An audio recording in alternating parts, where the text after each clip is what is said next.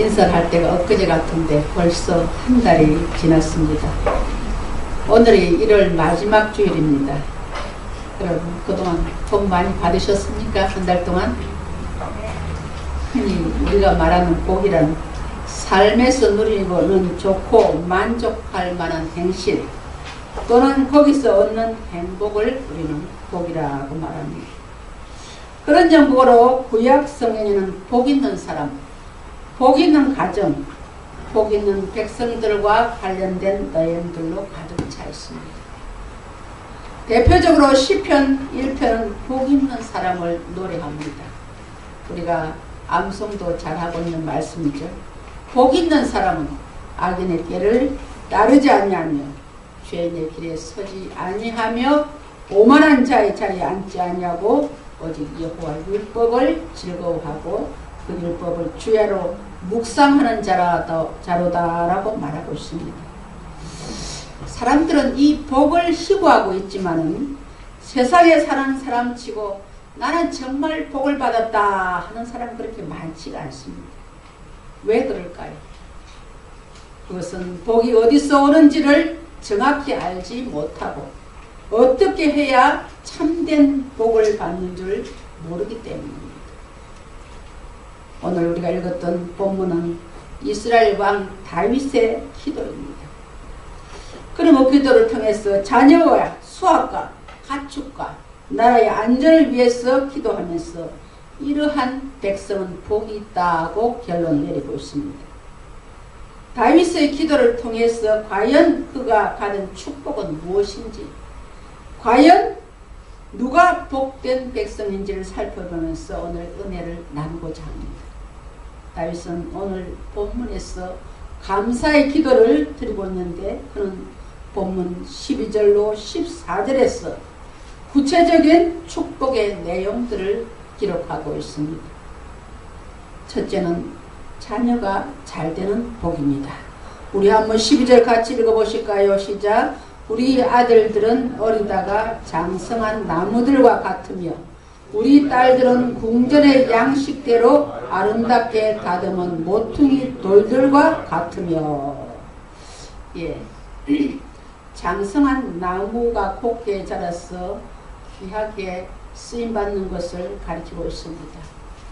아름답게 다듬은 모퉁이 돌이라는 것은 궁전의 화려함과 필요에 어울리도록 잘 준비된 돌을 의미하는 말로서 아들과 딸들이 세상에서나 하나님 앞에 귀하게 쓰임받는 존재가 되었다는 것을 말하고 있습니다. 여러분, 어떤 부모가 자식이 잘 되기를 바라지 않는 부모가 있겠습니까?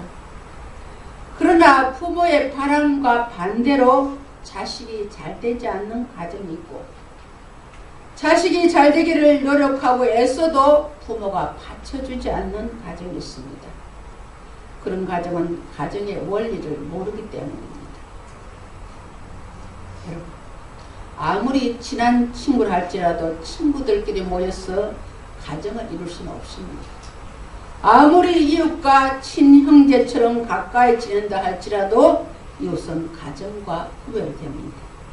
정상적인 가정은 아버지와 어머니 그리고 자식들로 구성이 됩니다. 부모와 자식이 없이는 수많은 사람이 모여 있다 할지라도 가정이 될 수는 없는 것입니다. 부모와 자식은 어떤 관계입니까? 생명을 주고받은 관계입니다. 부모를 토랑하지 않고는 인간의 생명이 태어날 수가 없습니다. 따라서 가족이란 서로 생명을 주고받는 관계의 사랑이요, 가정이란 서로 사랑을 주고받는 관계의 사람들끼리 모인 공동체인 것입니다. 이처럼 가정이란 서로 생명을 나눈 가족으로서만 구성되기에 가정의 본질은 생명을 나누고 나눈 생명을 지키고 가꾸며 이어가는 것이 가정이기 때문에 그렇게 해야 가정이 존립할 수가 있는 것입니다. 그렇다면 가정의 본질인 생명의 실체는 무엇입니까? 그것은 사랑입니다. 참 생명은 언제나 참된 사랑입니다. 미움이란 참 생명이 몫이 아닙니다. 미움이란 거짓 생명의 소산인 것입니다. 여러분, 왜 집은 돈으로 살 수 있는데 가정은 억만금을 주어도 살 수가 없습니까? 생명과 사랑은 매매의 대상이 아니기 때문입니다. 빈털터리가 된 당자가 돌아간 곳이 어디입니까? 아버지가 아버지의 사랑이 기다리고 있는 가정입니다. 자신은 새벽부터 일어나서 굳은 일을 마다하지 않고 이래도 자식이 원하는 대학에 들어가서 착실히 공부를 하고 있다면 그 아버지는 그 일이 하나도 힘들지 않습니다. 왜 그렇습니까? 지금 내 가정에는 생명과 사랑이 싹트고 있다는 것을 알기 때문입니다. 그러나 여러분, 오늘의 현실은 어떻습니까? 딸을 굶기고 학대하며 가두어 놓았습니다. 이 어린 생명이 살기 위해서 가스 배관을 타고 내려옵니다.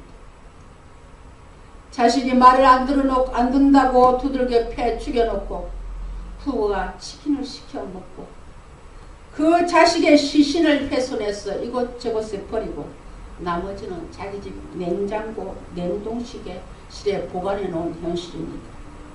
이것은 여러분 괴기 영화에 나오는 그런 장면이 아니라 현실임을 알 때 우리는 더욱 점일합니다. 왜 가정이라는 단어가 먼 나라의 이야기처럼 우리에게 낯설기만 합니까? 그것은 가정의 본질인 사랑이 기여되어 있기 때문입니다. 사랑과 생명에서 벗어난 가정이란 마치 사막과 같았어. 그곳에서 더불어 사는 생명조차 그 생명을 고갈시키고 마는 행위가 되는 것입니다. 사랑하는 성도 여러분, 좌우를 한번 돌아보십시오. 그리고 여러분과 서로 생명을 나눈 부모님과 자식들을 쳐다보십시오. 이 세상 사람 중에 내 가족끼리만 서로 생명을 나누었다는 것이 얼마나 놀라운 기적입니다. 그렇다면 가족끼리 진정한 행복을 일구어 나가야 하지 않겠습니까? 참으로 복된 가정을 구축해 나가야 하지 않겠습니까? 가정의 중요성을 강조한 본문은 이렇게 말씀하고 있습니다. 15절에 이러한 백성은 복이 있나니 여호와를 자기 하나님으로 삼는 백성은 복이 있도다. 할렐루야. 그 이유가 무엇입니까? 여호와 하나님은 생명과 사랑이기 때문입니다. 생명이여 사랑의 본질이신 여호와를 하나님으로 삼았다는 것은 그 하나님은 내 하나님으로 삼았다는 것입니다. 하나님의 사랑과 생명 위에 세워진 가정이 어찌 흔들림이 있겠습니까? 하나님의 생명과 사랑이 넘치는 가정 속에서만 참된 위로와 진정한 안식이 있는 것입니다. 사랑하는 성도 여러분, 세상이 너무 악합니다. 이 악에 물들지 않기 위해서는 온 가족이 여호와를 내 하나님으로 삼아야 합니다. 할렐루야. 눈물로 기도하셔야 합니다. 기도하다가 빨리 이루어지지 않는다고 포기하지 마십시오. 이것만이 우리 가정이 사는 길입니다. 좀 가난하게 살면 어떻습니까? 성경은 먹을 것과 입을 것이 있은즉 족한 줄 알라고 했습니다. 내 가족이 구원받아야 합니다. 하나님은 우리의 기도를 결코 부도내지 않으십니다. 우리 자녀들을 정말 하나님 앞에서나 사랑 앞에서나 기히 여김을 받고 쓰임받기 위해서는 여호와 하나님을 내 하나님으로 삼으시기를 주의 이름으로 축원합니다. 두 번째는 물질이 풍족해지는 복입니다. 13절 14절 같이 있습니다. 시작. 우리의 곳간에는 백복이 가득하며 우리의 양은 들에서 천천과 만만으로 번성하며 우리의 수소는 무겁게 실었으며 또 우리를 침노한 일이나 우리가 나아가 막는 일이 없으며 우리 거리에는 슬피 부러지짐이 없을진데. 아멘. 우리 곳간에는 백곡이 가득하고 우리 양은 들에서 천천과 만만으로 번성하고 수소는 살이 찌고 무거운 짐을 싣게 되었다고 노래합니다. 이는 오곡백과가 그 집에 가득하며 가축들이 번성하게 되는 물질의 축복을 주신 하나님께 감사하는 노래입니다. 여러분, 현대는 물질의 신인 만몬을 섬기는 시대입니다. 물질 때문에 살인을 서슴지 않는 시대입니다. 그러나 믿음의 사람은 세상을 따라가서는 안 됩니다. 성경의 원리를 따라가야 합니다. 물질이 우리를 따라오게 해야 합니다. 창세기에 보면 그 해의 농사에서 100배의 결실을 얻은 사람이 있습니다. 바로 이삭입니다. 그런 화평의 사람이었습니다. 이름 자체가 희락이고 화평이라는 뜻입니다. 아버지 아브라함 때 파놓은 우물을 그 지방의 그랄 목자들이 이삭이 뭐 하는 것마다 잘 되니까 시기가 났어. 우물을 그냥 메꿔버립니다. 그러면 그들과 다투지 않고 또 다른 곳에 우물을 타요. 그럼 또 이삭이 파기만 하면 물이 나옵니다. 또 메꿉니다. 그러나 또 다른 곳으로 옮겨서 우물을 팝니다. 그 이삭의 모습을 보시고 하나님께서는 그 해 이삭이 농사에서 100배의 수확을 하는 복을 주셨습니다. 여러분, 물질 복을 받고 싶습니까? 먼저 영혼이 잘 되게 해야 됩니다.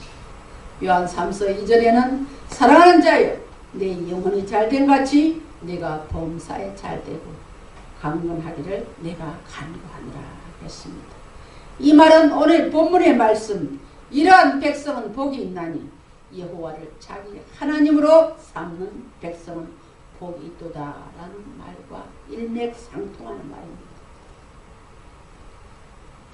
저는 기독교연합회는 2달에 한 번씩 지역 교회들이 모여서 금요 저녁 기도를 드리는데, 지난번에는 저희 기독교연합회 저기 등원리에 있는 등원교회에서 드렸는데, 예배 드리기 전에 강사 목사님하고 식사를 하게 되었습니다. 그 목사님 하시는 말씀이 자기도 목회를 하면서 옛날에는 신앙생활을 자기 신념으로 했다 그랬습니다. 좀 어려우면 금식하고 철야하고 어렵게 목회를 했는데 성경 읽는 가운데 하나님 깨달음을 주셨다고 합니다. 어떤 말씀을 주셨냐 하면, 너는 2000년 전에 죽었다. 내가 죽을 때 너도 같이 죽었느니라. 그러니까 이제는 너는 죽지만 너 안에는 내가 있지 않느냐. 예수 그리스도가 같이 있지 않느냐. 그러니까 모든 것을 나하고 일어나고 나한테 맡기고 목회를 하면 어떻겠냐, 그런 말씀하시더래요. 그래서 그 뒤로는 그 말씀대로 작은 일이라도 하나님 이런 일인데 어떻게 하면 좋겠습니까? 하나님 도와주세요. 이렇게 하고 목회를 해나갔다. 그랬더니 세월이 갈수록 한결 목회가 쉬워지더랍니다. 한계로 목사님의 아들이 또 목사 안수를 받았대요. 근데 목사 안수를 받아가지고 온누리교회 부교역자 모집에 원서를 냈답니다. 온누리교회 부교역자를 5명 뽑는데 자그마치 원서가 1400장이 들어왔대요. 근데 그냥 얼마나 1400명의 원서를 낸 사람 중에서 외국 유학 갔다 오고 스펙이 대단한 사람들이 냈는데, 자기 아들은 별로 스펙도 없고 별 볼 일 없는데 그 5명 안에 자기 아들이 합격됐다는 것입니다. 할렐루야. 그래가지고 참 하나님 앞에 영광을 돌렸다. 그리고 항상 내 안에 계신 주님과 언언하면서 이렇게 주님께 맡기고 살아가니까 이제는 정말 모든 목회뿐만 아니라 삶이 너무 편안해졌다 하는 그런 말씀을 하셨습니다. 여러분도 항상 내 안에 계신 주님과 언언하고 주님께 맡기고 살아가시기를 주의 이름으로 축원합니다. 전국에 목회자들은 목회자들 몸에 가끔 모이는 것은 서로 목회 정보를 주고받고 또 이렇게 많은 도움을 얻기 위해서 가끔 모이는데, 의정부에 가면 사랑의 교회라고 김이곤 목사님이 목회하시는 데가 있어요. 그분 교회에서 얼마 전에 모임을 가졌는데 그 목사님이 자랑을 하시더라고요. 교세는 뭐 우리 교회하고 비슷한데 우리 교회보다 몇 명이 조금 더 많은 것 같아요. 근데 자기 교회는 이번에 공동의회를 통해서 2016년도 예산을 2억 2천을 세우느라고 자랑을 했습니다. 그 자랑을 들으니까 저도 좀 부러운 생각이 들어서, 우리 성도들도 이렇게 물질복을 좀 받으셔서 정말 손에 수고한 대로 정말 소득을 많아서 하나님께 이렇게 좀 이렇게 풍성하게 바치면 우리 교회도 성전도 건축하고 성교도 많이 할 수 있을 텐데 하는 그런 부러움을 가지기도 했습니다. 사랑하는 성도 여러분, 믿는 사람이 물질 복 받는 건 죄가 아닙니다. 여러분. 다만 이 물질을 하나님 방법대로 축적을 하고 또 하나님 방법대로 사용하시면 하나님 더없이 기뻐하실 것을 믿습니다. 우리 예수 믿은 사람은 영혼의 구원을 받았습니다. 그러나 이왕이면 이 땅 살 동안 물질도 복을 받았어. 하나님 일을 많이 하고 가난한 자, 소외된 자를 위해서 많이 베풀면 얼마나 좋겠습니까? 그래서 여러분 그 목사님처럼 모든 작은 일에도 은원하고 하나님께 맡기고 하나님 앞에 영광 돌리시기를 바랍니다. 세 번째는 백성들이 평화를 누리는 복입니다. 14절에 하반절에 보니까 우리를 침노하는 일이나 우리가 나아가 막는 일이 없으며 우리 거리에는 슬피 부러지는 일이 없을진데 라고 말합니다.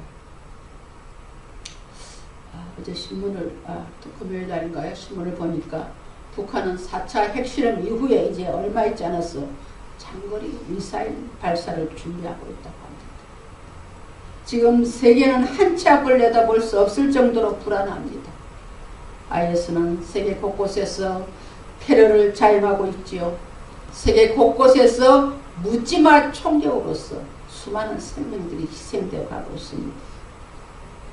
우리가 내부적으로 아무리 단도리를 잘하고 준비를 잘한다 할지라도 외부적으로 침입하는 것에 대해서는 어찌할 도리가 없습니다.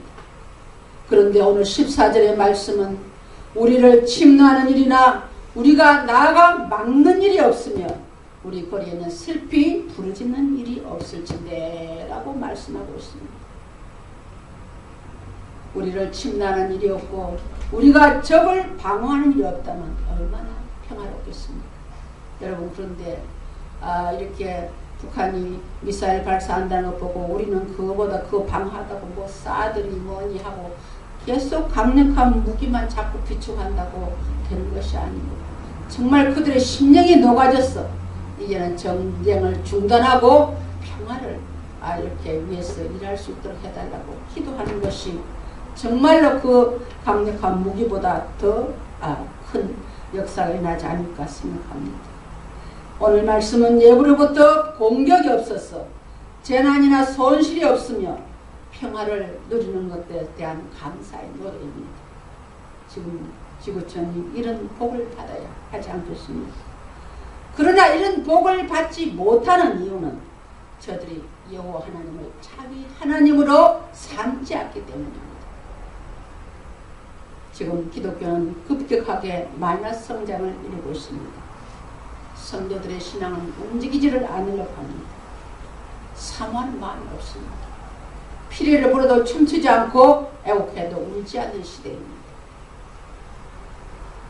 주일 예배만 들으면 온몸 끝났다고 생각합니다. 그러나 여러분 우리가 주의할 것은 이 틈새를 우리가 해이해준 이 신앙의 틈새를 이단과 적 그리스도들이 침투해 온다는 사실을 잊지 말아야 할 것입니다. 지난 2주일 전인가요? 우리 강렬한 목사님이 찬양 예배 때 이슬람에 대해서 강의를 했습니다. 참 우리가 유익했습니다. 이스라엘의 인구는 16억입니다. 여러분 그들은 또 왜 이렇게 인구가 불어나냐면 한 남자의 4여자를 거느릴 수 있는 것이 법으로 정해져 있습니다. 그러니까 인구가 그렇게 불어나는 것입니다. 4명의 아내를 소유하고 있기 때문에 그 기하급수적으로 하는데 이 이슬람들이 세계를 지금 이슬람화시키려고 총력을 다하고 있습니다. 우리가 얼마 전에 서명을 했지만 전주 익산에 할랄 식품단지 조성을 서두르고 있습니다. 그것은 이슬람에 먹는 음식을 만드는 공장입니다. 그것을 통해서 무엇을 통해서 저번에 우리 둘째하고 백화점을 한번 갔던데 아주 친절하게 다가온 한 여인이 있었습니다. 우리를 모녀가 있냐 예쁘다 그러면 칭찬을 하면서 내 몸은 보니까는 이슬람에 대한 책자입니다. 여러분 정말 우리가 경성에서 깨지 않으면 우리는 언젠가는 그 이슬람화 될 수밖에 없는 시점에 우리가 살고 있기 때문에 정말 깨어 있어야 합니다.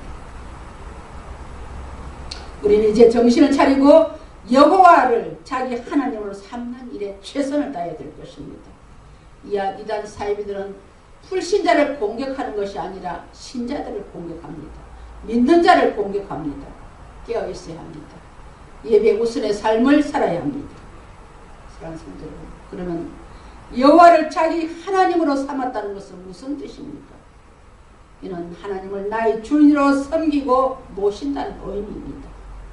하나님의 모든 명령을 지키며 산다는 의미입니다. 이는 이미 하나님께서 언약 백성에게 강조한 내용입니다. 여러분 너무 잘 아시는 신명기 28장 1절로 6절에는 이와 같은 내용의 말씀이 있습니다.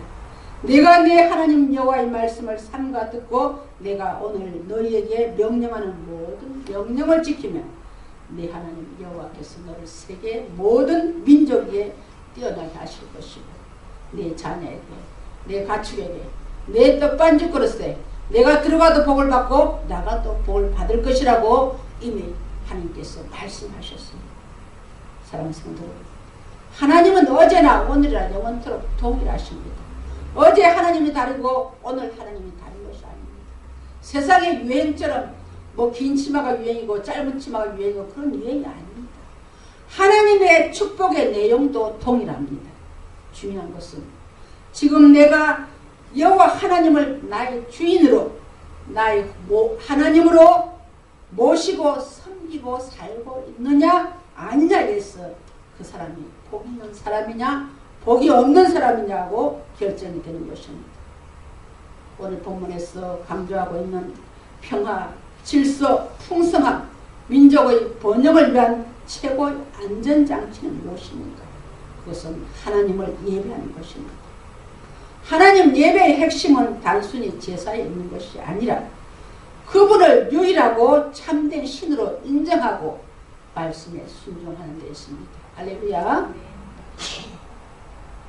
여기 모인 우리 사랑하는 성도님들은 이 땅에서 한 번밖에 주어지지 않은 유일해적인 삶을 살아가는 자들입니다.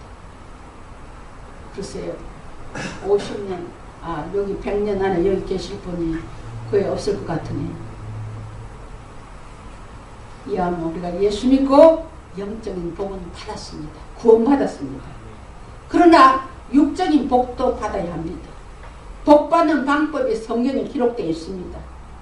오늘 15절에 이러한 백성은 복이 있나니 여호와를 자기 하나님으로 삼는 백성은 복이 있도다 하고 말씀합니다. 이런 복이 오늘 예배에 참여한 모든 성도들에게 임하시기를 주의 이름으로 축원합니다. 기도하시겠습니다. 하나님 아버지 은혜를 감사합니다. 이러한 백성은 복이 있나니 여호와를 자기 하나님으로 삼는 백성은 복이 있도다 라고 하셨습니다. 여호와를 자기 하나님으로 삼는다는 것은 하나님을 나의 주인으로 모시고 섬겨야 합니다. 또한 말씀에 순종해 사는 것입니다. 믿음으로 살면 세상에서 손해보고 소외되는 것이 아니라 그것이 우리에게 오히려 복이 되게 합니다. 나의 주인이신 하나님께서 내 길을 인도하시기 때문에 그 백성에게는 자식이 잘 됩니다. 물질의 복, 나라의 안녕과 평화의 복을 주십니다. 예수 믿고 영생을 받은 우리 온 성도들이 육신의 복도 덤으로 받아서 하나님 앞에 영광을 돌리는 삶을 살 수 있도록 역사하여 주옵소서. 예수님의 이름으로 기도하옵나이다. 아멘.